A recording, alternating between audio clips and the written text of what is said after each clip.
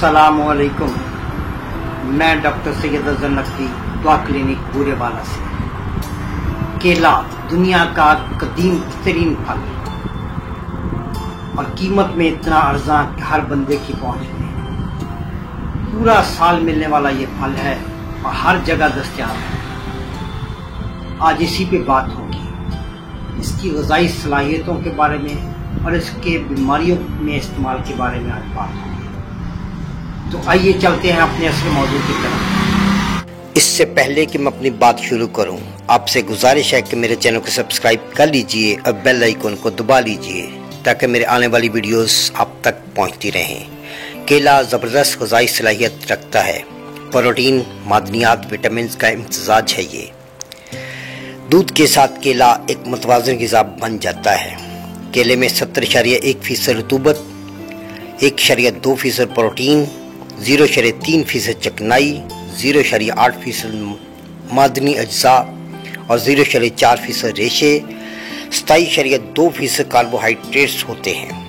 इसके मादनी अज्जा में 17 mg कैल्शियम, 36 mg फास्फोरस और 0.9 mg iron, 7 mg vitamin C और कुछ विटामिन बी होता है।